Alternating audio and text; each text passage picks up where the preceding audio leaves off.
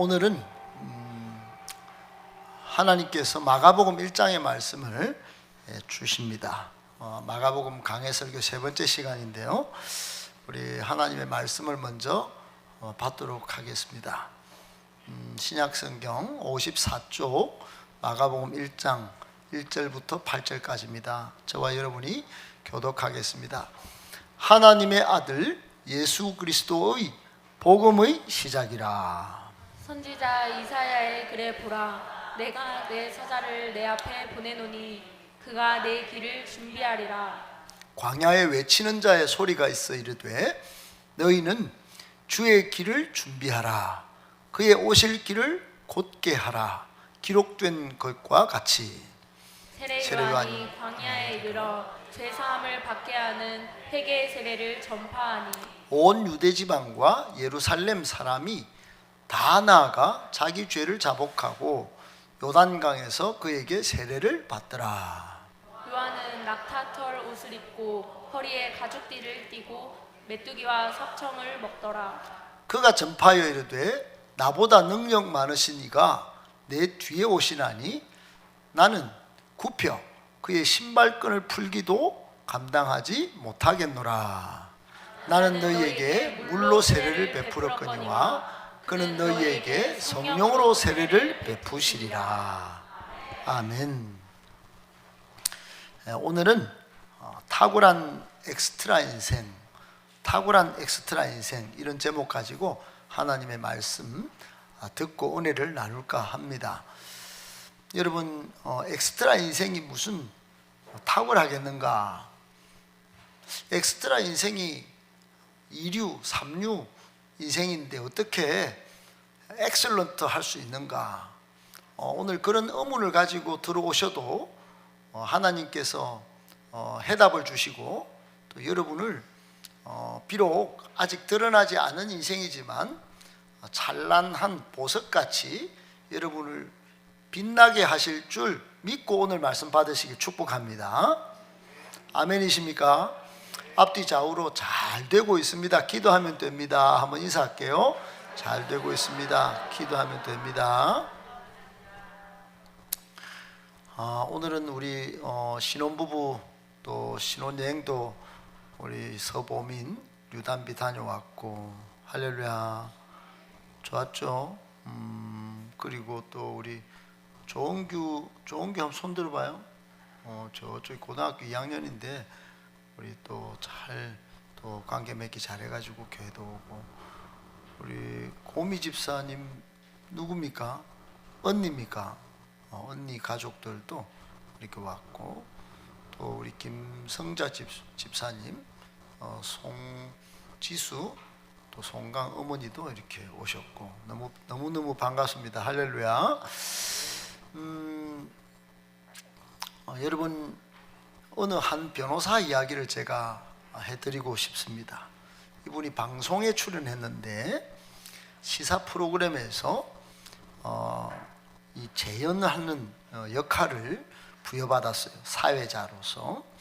그래서 불과 5장면 찍는데 A4 용지 딱 한 장, A4 용지 한 장, 그것만 써준 대사를 또박또박 틀리지 않고 정확하게 발음해 달라는 요청을 이 변호사가 받았어요. 시사 프로그램이니까 방송에 출연한 거죠. 그런데 해보니까 두 가지 문제가 발생하는 겁니다. 이 변호사인데, 자기는 내노라 하는 변호사인데 전문 방송인이 아니기 때문에, 또는 의지가 좀 약해서인지 대사를 잘 못 외우겠는 거예요. 여러분, 대사 외우는 게 쉬운 게 아닙니다. 그래서 이 대사가 안 외워주는 거야. 변호는 잘하는데. 또 두 번째, 너무 당혹스럽게도 방송국에는 PD가 다 있는데 PD가 즉흥적으로 대사를 바꾸는 거예요. A4 용지 준 거, 그것도 외우기도 버거운데 대사를 딱 바꿔가지고 일해봐라.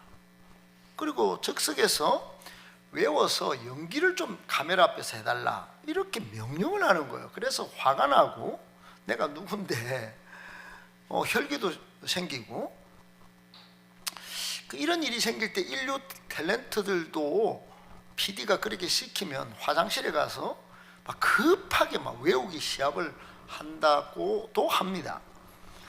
그때 이 변호사 마음에 좀 너무 이해도 안 되고 화도 나고, 그래서 이제 그런 마음으로 뭐 방송에 출연했기 때문에 어쩔 수 없이 이제 촬영장에 이제 가고 있는데, 그 옆에 있던 이 카메라 촬영 기사가 한 분이 계셨는데, 이분이 자기가 비정규직일 때, 그러니까 정직원이 아닐 때 이야기를, 경험담을 이야기를 하는데 이게 감동을 모은 거예요.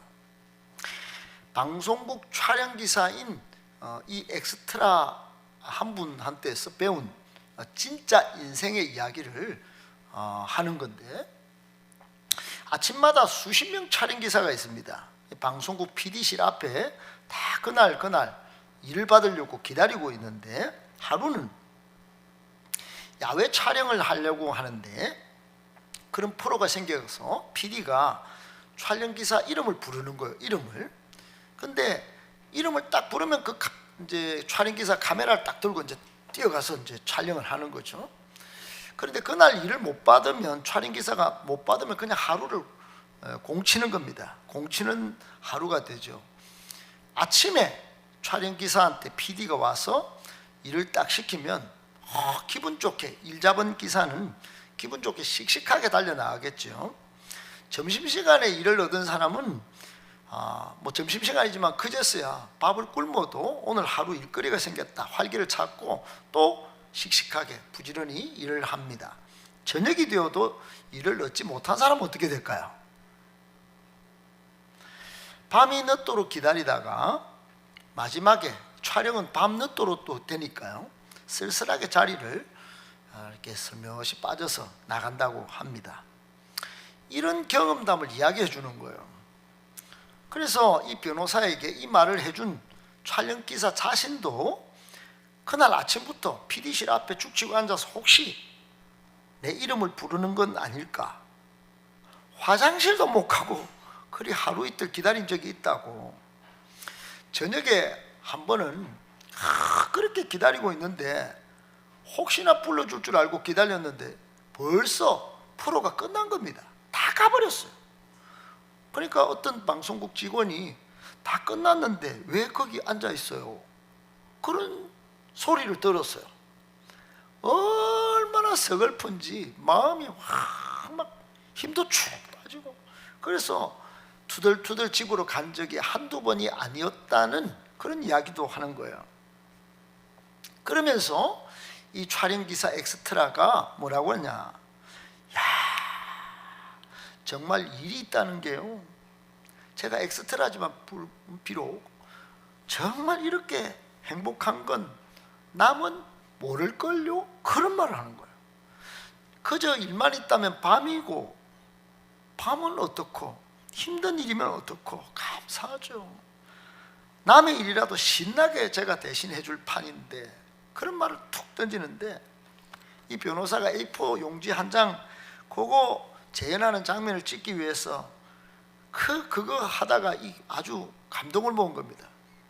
그래 이제 실제로 이제 갔어요. 이제 버스를 타고 쭉 이동을 하는데, 그 버스를 타고 가는데 대 앞볕에 막 버스 안이 얼마나 뜨거운지 막 후끈 열기가 달아올랐는데, 그 마치 찜통 같은 그 버스 안에서 엑스트라들이 얼마나 많겠어요. 그러니까 촬영 기사도 있고 다른 근데 카메라 앞을 지나는 그 몇 초 사이에 끝없이 버스 안에서 사람들이 비지땀을 흘리고 촬영 기사들이 기다리고 있는데, 엑스트라 한 분이 신나게 딱 일어서서 나가면서 탁 던지는 말이, 와우, 지하철 역장 역할인데 대사가 한마디 있네, 정말 좋아, 이러고 지나가는 거예요. 지하철 역장 대사 한마디, 정말 좋아, 그러고 나가더라고요. 그러니까 옆에 있는 다른 엑스트라들의 얼굴이 부러워가지고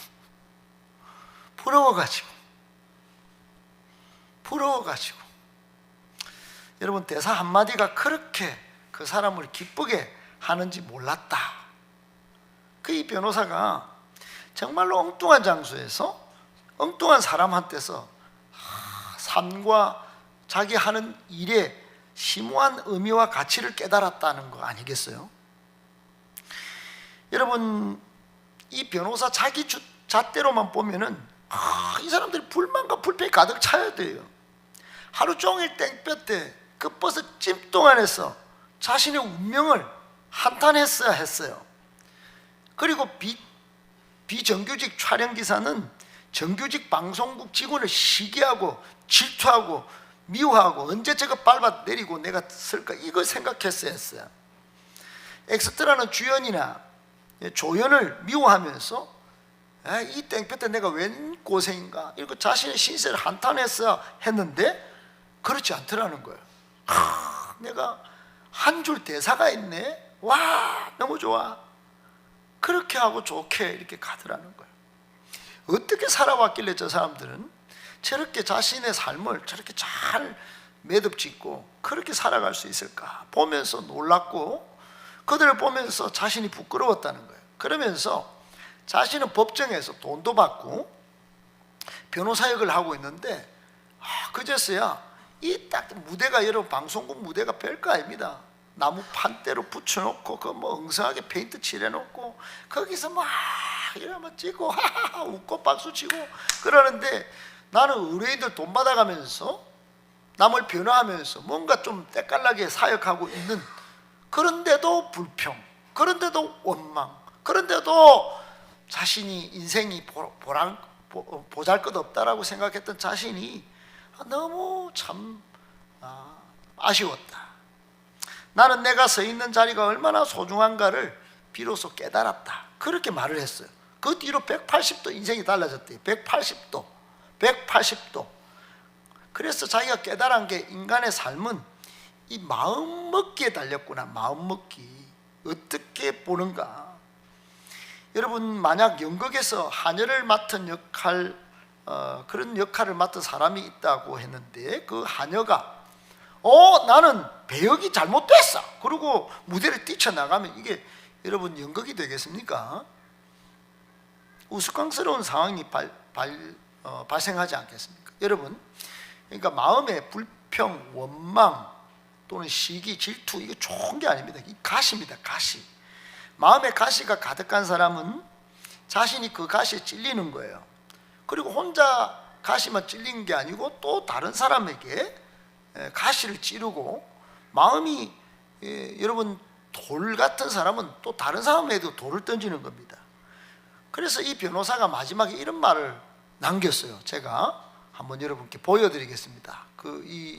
이분이 남긴 글.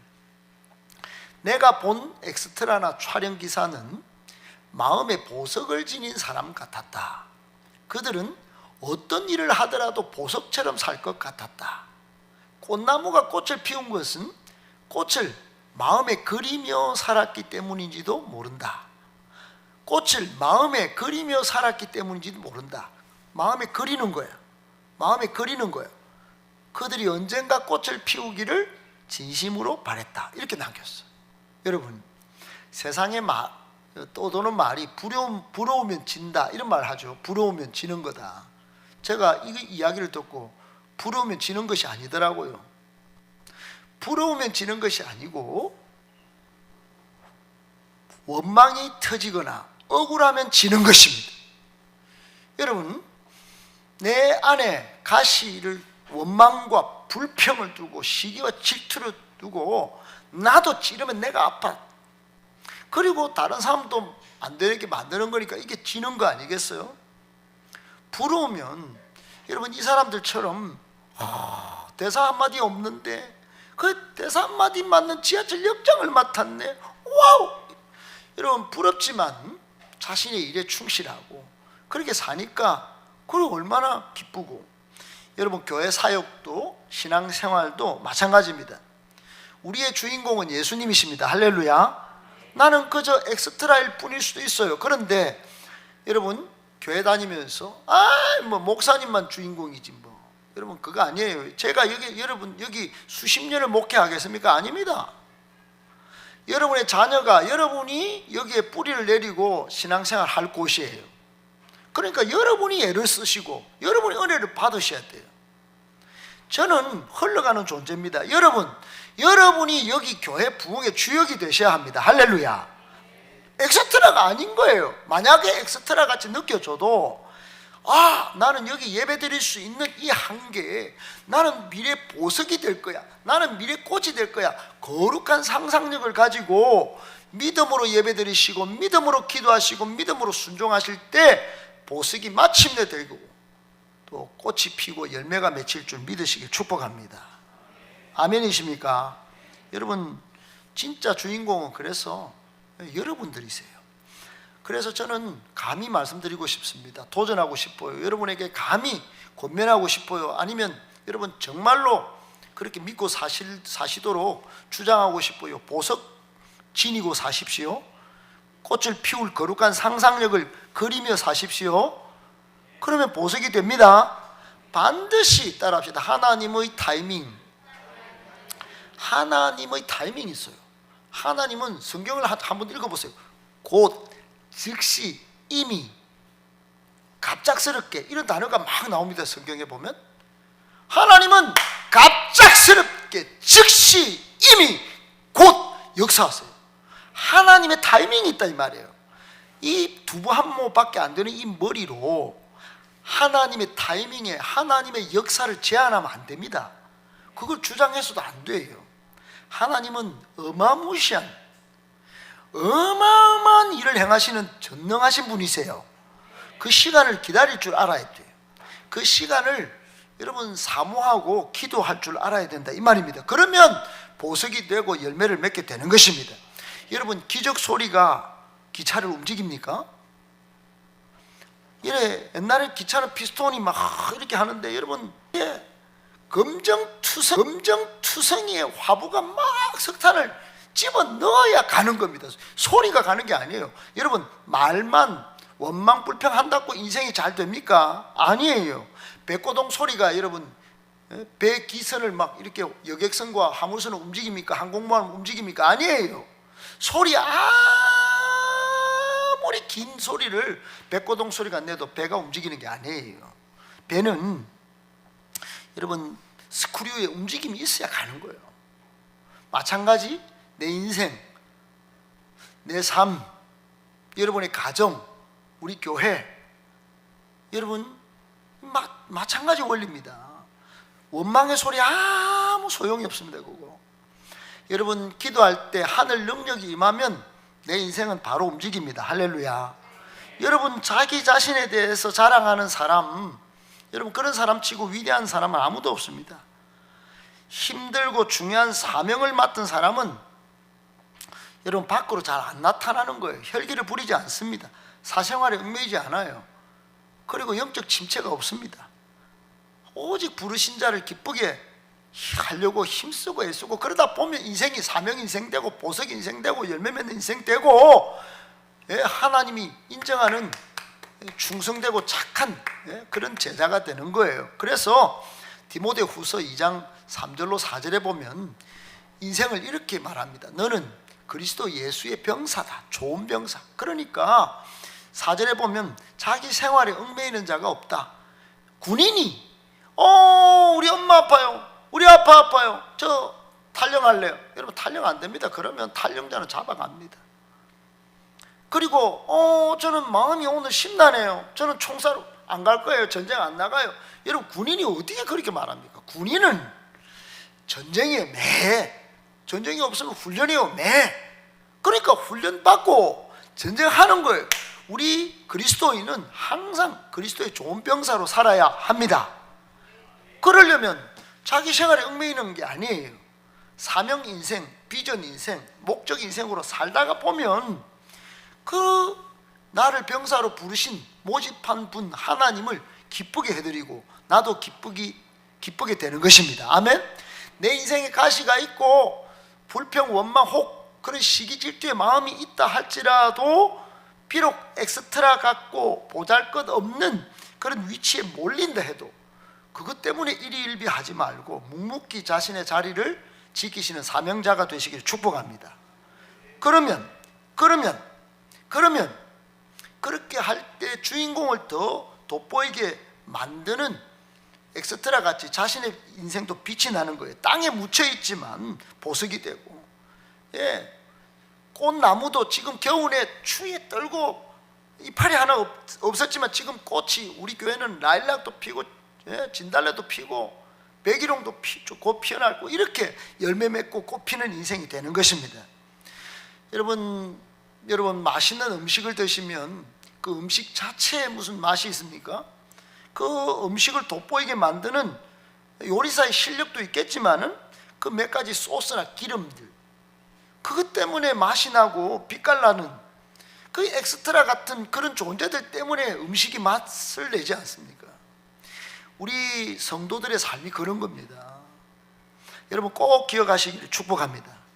나는 엑스트라 인생이지만 어떤 때는 존재감도 없고, 또 세상에 나가면 나를 이 세상의 오늘날 기독교는 얼마나 무시하는지, 이 세상에는 이유 같고 세상은 내한테 관심조차 주지 않는, 그래서 자신의 삶이 싫어지고 주연이 아니고 조연, 아니 엑스트라일 뿐인 나, 지구는 그저 돌던 대로 잘 돌 뿐이고 세상은 내가 엿을 먹든 말든 내가 아파하든 말든 아무 관심이 없고, 그럴 때 심지어는 팍 없어져 버리고 그냥 뭐 새로 태어나서 제대로 살고 싶다라는 마음이 들 때, 지구는 날 엿먹이는 방향으로 자꾸 돌고 앉았네. 나는 요 모양 요 꼴인데 왜 시간은 나와 상관없이 이렇게도 빨리 가는가라는 생각이 들 때, 그럴 때가 있습니다.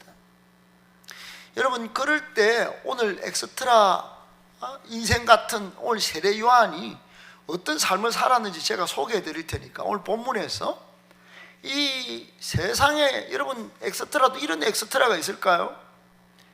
이름은 세례를 주는 요한, 엄청 뭐 위대한 것 같지만은 완전 엑스트라예요. 완전 엑스트라예요. 근데 엑스트라인 이 세례 요한이 역사의 물줄기를 바꾸는 위대한 역사의 주역이 됩니다. 여러분 확 없어져 버리고 막 뭐 세상은 막 이렇게 막 돌아가고 잘 돌아가는데 내 인생은 왜 거꾸로 돌아가는가? 네, 그럴 때 여러분 이 세례 요한처럼 잘 버티고 자기 자리를 잘 지키는 그런 인생 되기를 예수님의 이름으로 축복합니다. 할렐루야. 여러분 하나님의 때가 딱 이르렀어요. 하나님의 타이밍이다 이 말입니다. 하나님의 타이밍이 언제 왔냐? 2000년 전에 요단강에 하나님의 타이밍이 왔어요. 예수님께서 이 베들레헴에서 태어나시고 이제 역사의 전면에 드러날 때가 되셨어요.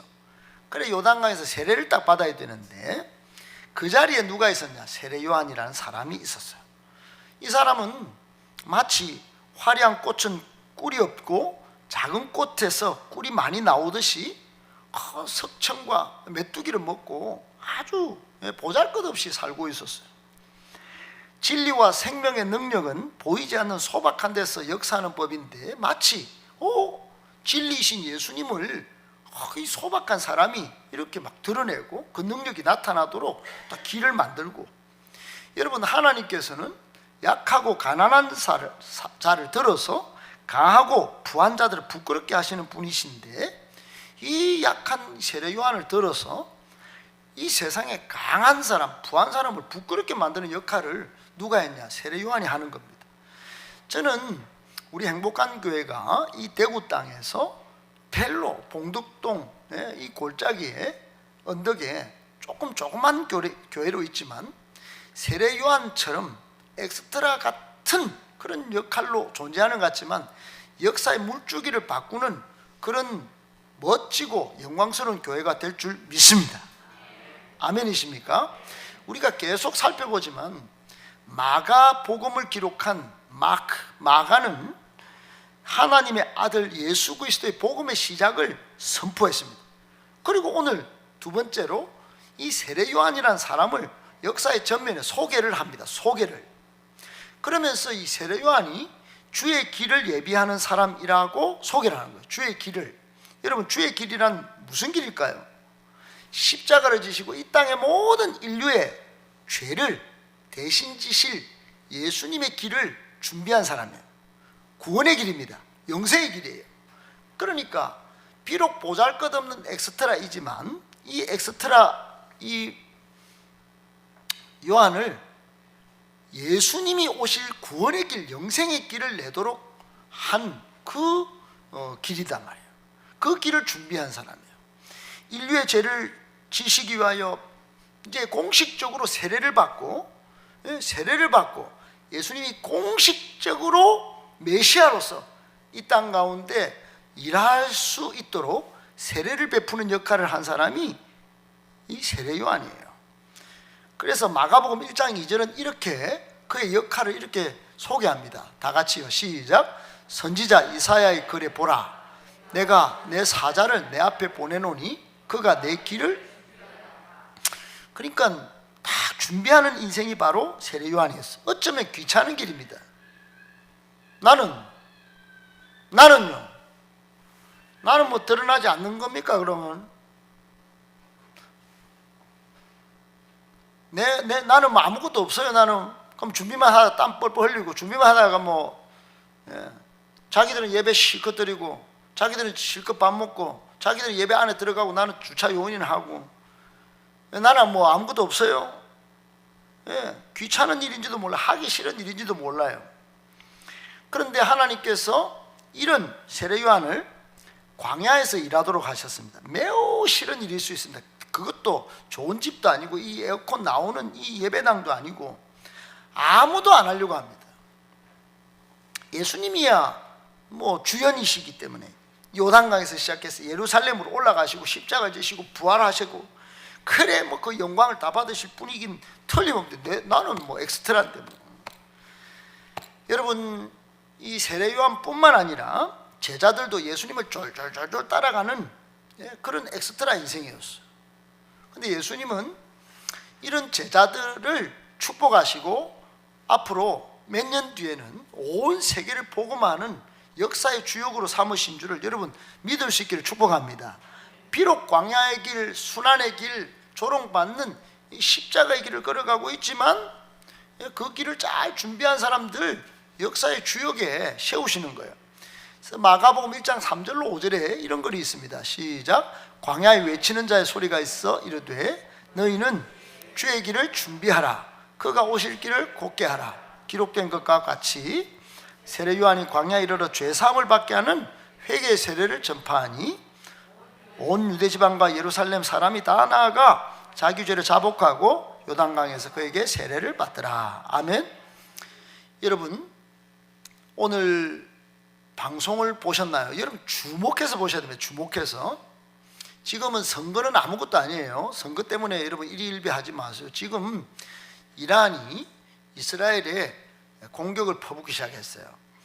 여러분 저는 지구에 일어나는 지진들 현상을 많이 봅니다. 지진 나죠. 지진. 우크라이나의 전쟁이 터졌고 이제 중동에서 이제 전쟁이 터지기 시작했어요. 여러분 성경에 마지막 역사의 사인, 그거는 첫째 지진과 전쟁이 있습니다. 그러니까 지금 정신을 똑바로 차려야 됩니다. 지금 여러분은 열심히 일을 하시되 이 나타나는 역사의 마지막 사인들을 잘 보시고 마음을 새롭게, 신앙생활을 새롭게 하셔야 합니다. 저 때가 마지막이었어요. 저 때가 2000년 전에 저 때에 예수님이 딱 이 땅에 오시면 예수님 믿는 사람은 천국, 안 믿는 사람은 어디로 갈지 이제는 끝장날 때가 왔어요. 그때 길을 준비하라. 옛날에 말씀을 하셨단 말입니다. 지금도 여러분 예수님이 다시 오실 날이 곧 가까이 오는데 그때 마지막 사인들이 일어날 거다 그랬어요. 나는 나이를 많이 먹어서 뭐 그 사인이 빨리 보인다. 나는 나이를 안 먹어서 못 놀아봤기 때문에 나는 관심 없다. 이렇게 하시면 안 됩니다. 다 똑같이 지금 눈을 뜨고 귀를 듣고 있는 모든 분들은 지금 마지막 째깍째깍 지나는 이 시간 속에 하나님의 타이밍이 오고 있다는 걸 기억하셔야 됩니다. 이건 마지막 시간이에요. 마지막 시간. 그래서 지금 예수님이 다시 오실 길을 우리 교회가 따라합시다. 준비해야 합니다. 준비해야 합니다. 세례 요한은 메뚜기와 석청을 먹으면서, 당시 메뚜기와 석청을 먹었다는 것은 뭐 무소유의 삶을 살았다, 뭐 자연식을 했다, 이런 게 아닙니다. 이분은 평범한 사람이 아니에요. 세례 요한은 제사장 가문이 제사장 가문은 오늘날 완전히 사회 지도층이에요. 그 지도층인데 그때 당시에 세례 요한이 사역할 당시에 모든 지도층이 타락하고 무능하고 부패했어요. 종교인들마저도. 그러니까 이 사람들하고 같이 손잡고 일하기가 싫었던 겁니다. 그래서 광야에 들어가서 메뚜기와 석청을 먹고 고고하게 살았던 겁니다. 손잡고 언제든지 권력도 부도 축적할 수 있던 세례 요한이었는데, 그러나 이거 준비하려고, 예수님이 오실 길을 준비하려고, 이거 어떻게 잘하려고 다른 걸 끊었다 이 말입니다. 오늘 마가복음 1장 1절에 하나님의 아들 예수 그리스도의 복음의 시작이라, 이걸 선포하기 위해서 복음이 복음되게 하시려고, 주연을 주연되게 하려고 나는 메뚜기와 석청 좀 먹어도 돼, 이렇게 한 겁니다. 사랑하는 여러분, 여러분의 인생에 예수님이 주인공으로 등장하고 계십니까? 여러분 얼굴빛만 보고도 예수님 믿고 싶은 생각이 들게 만들고 계십니까? 아니면 지금 회개하셔야 됩니다. 여러분의 삶을 바꾸셔야 돼요. 여러분의 삶에 여러분 돈이 드러나거나 성공, 인기, 내 마음에 상한 마음, 내 옛날부터 쌓인 상처, 여러분 그것만 자꾸 드러내고 사실래요? 여러분 예수님이 죽으셨습니까? 예수님이 돈이 없으실까요? 예수님이 이 역사를 물줄기를 못 바꿀까요? 여러분 다 바꾸실 수 있습니다. 할렐루야. 여러분이 그렇게 원하던 돈 다 주실 수 있어요. 아멘. 여러분 건강뿐만 아니라 여러분의 영생도 주시겠다 안 가십니까? 그런데 그분이 안 보이고 안 믿어진다면 이게 얼마나 큰 문제이겠어요. 여러분 그분이 모든 인생과 역사의 해결자로 지금 오시려고 일어서 계세요. 그래서 지금 전쟁을 보여주는 겁니다. 우리에게 보여주는 거예요. 확성기로 전쟁 났지 봐봐라, 성경에 기록되어 있지 봐봐라, 들으라, 그러고 지금 보여주는 거예요. 지진도 예사롭게 보시면 안 돼요. 나 지진 안 나는 곳이 있기 때문에 모릅니다, 그거는. 그런데 그런 거는 현상이에요, 현상. 진짜는 그 다음이다 말이에요. 예수님이 오시는 거예요. 예수님이 주인공이신데 거기에 또 다른 주인공 우리가 있는 겁니다. 우리가 이 세상에, 여러분 우리도 주목해서 보세요. 교회 안 오면 큰일 납니다. 우리 때문에 예수 안 믿으면 큰일 납니다. 이렇게 말하는 역사 가운데 엑스트라이지만 주인공이세요. 주인공. 할렐루야. 여러분이 교회입니다. 교회는 아무나 교회 안 삼습니다. 예수님을 주인으로 고백하고 구주로 영접한 사람들만 교회를 이루는 겁니다. 할렐루야.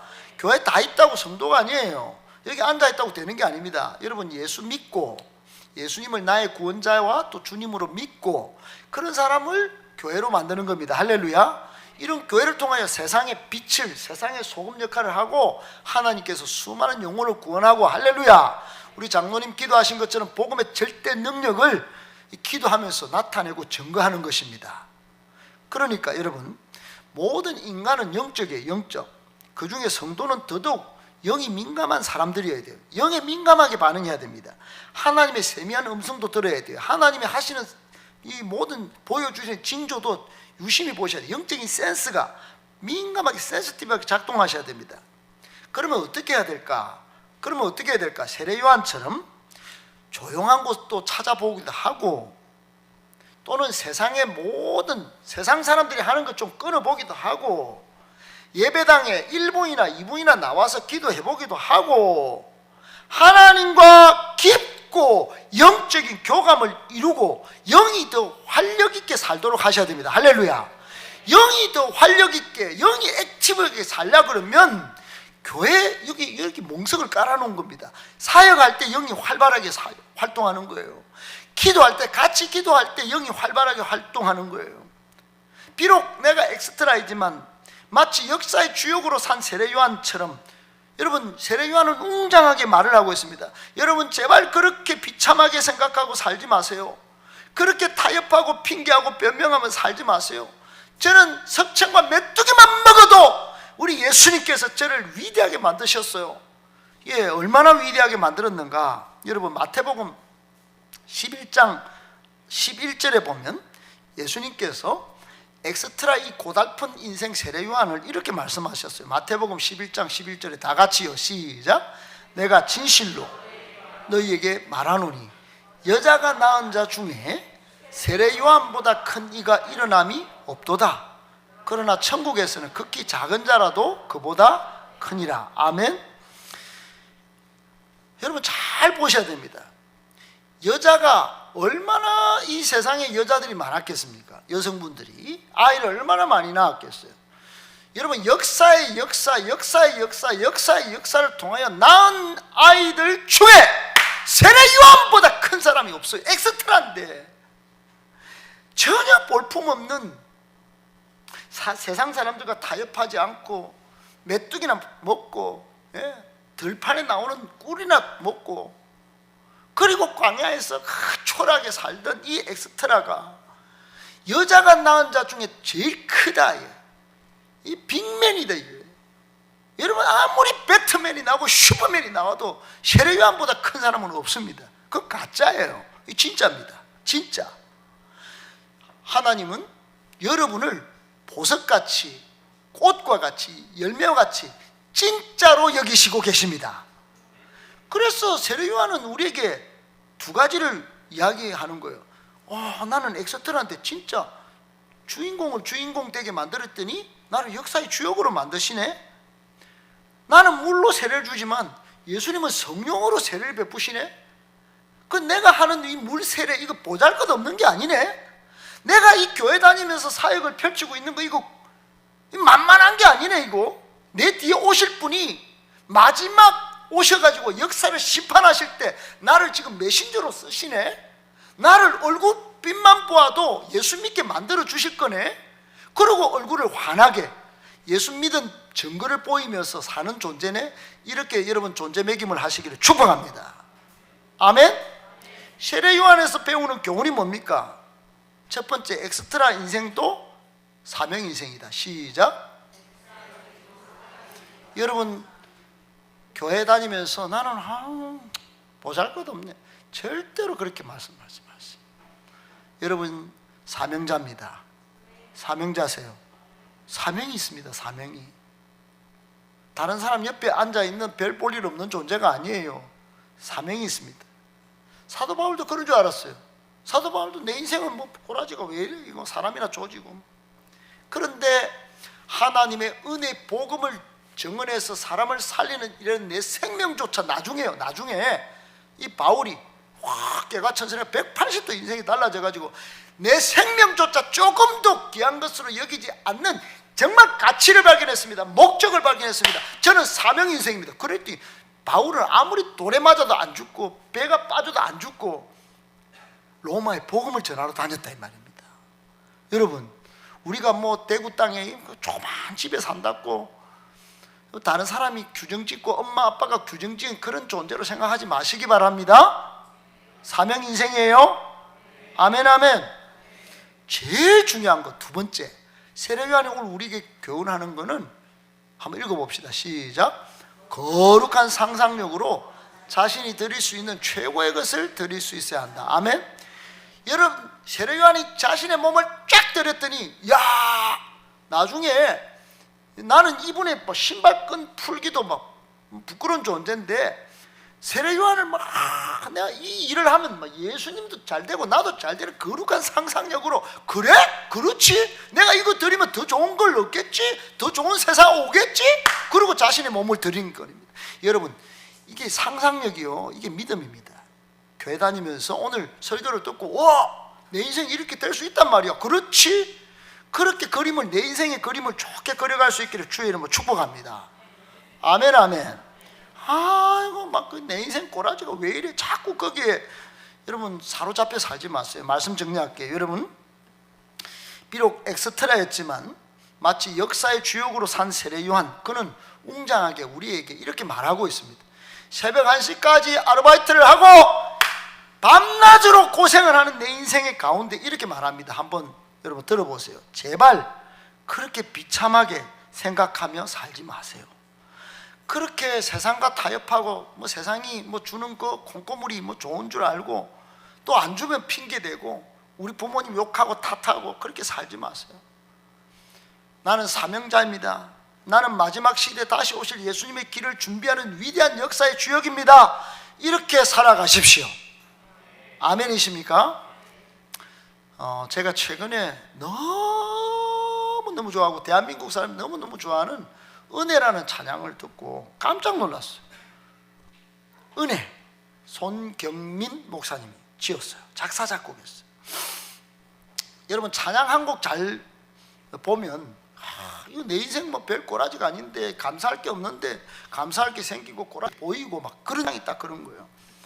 이분은 모든 것이 은혜라고 고백을 하는데 전혀 그런 분이 아닙니다. 지금은 목사님이고 뭐 교수님이고 이분이 충만도 만들고 다 주옥 같은 노래도 만들었지만은 유년 시절을 한마디로 정리하면 완전히 막 깨 부서진 가정이에요. 깨 부서진 가정. 아버지는 어릴 때 엄청 큰 빚을 막 덩그러기 남겨놓고 집을 도망가버린 거예요. 나가버린 거예요. 아버지가 나가버렸으니 집이 어두운 고난의 그림자 가득했습니다. 이 엄마가 막 그 많은 빚을 막 지고 자녀도 2자녀나 막 짐을 막 온갖 짐을 다 지고, 이 어머니가 송경민 목사님 어머니가 생계를 유지하기 위해 생계 전선에 투입됐는데 막 빚쟁이 얼마나 쫓아다니는지 1년에 4번씩 이사를 계속 다녔답니다. 자식들 안 굶기기 위해서 닥치는 대로 구전이나 가사 도우미부터 식당 일까지 안 해본 일이 없어요.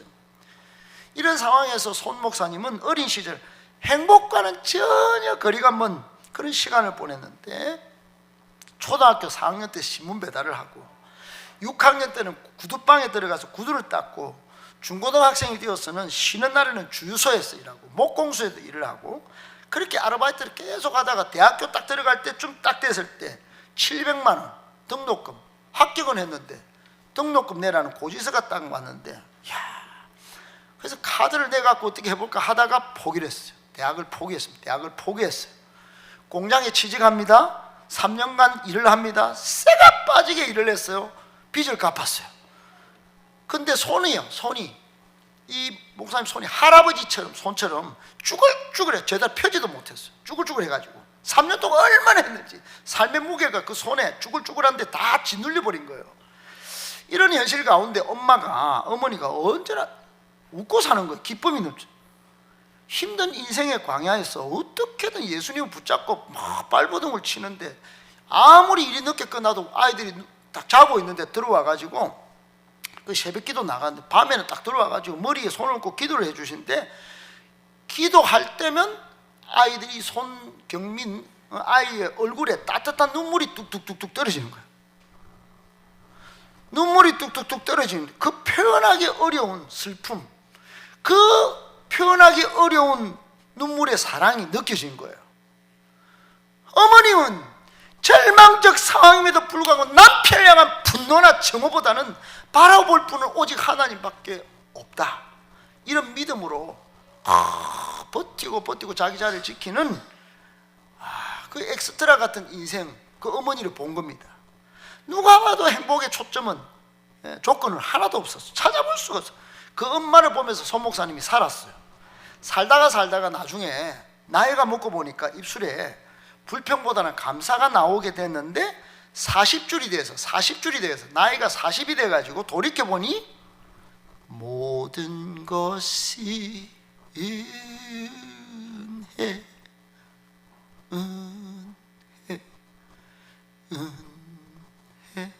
그렇게 됐다는 겁니다.